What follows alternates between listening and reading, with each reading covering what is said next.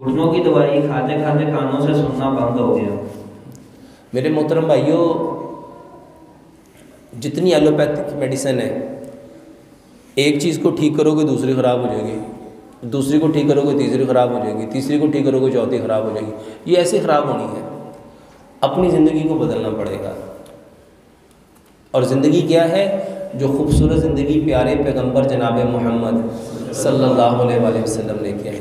यानी आप सल्लल्लाहु अलैहि वसल्लम के खाने के तरीके, पीने के तरीके, उठने के, बैठने के, सोने के, जागने के, लेने के, देने के, आने के, जाने के, आपका हर तरीका शिफा है।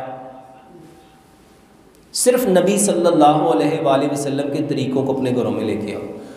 देखो, ये बात तो सारे कहते हैं सल्लु कमा रअयतमूनी उसल्ली, नमाज ऐसे पढ़ो जैसे मोहम्मद सल्लल्लाहु अलैहि वसल्लम को पढ़ते हुए देखा है।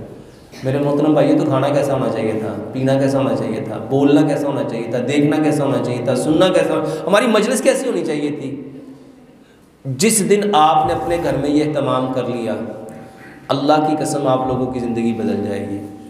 और आज पूरी दुनिया नबी सल्लल्लाहु अलैहि वसल्लम के तरीक़ों पर रिसर्च करके अपनी ज़िंदगियों को बदल रही है।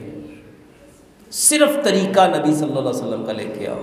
जब वो ले आओगे, ज़िंदगी बदल जाएगी।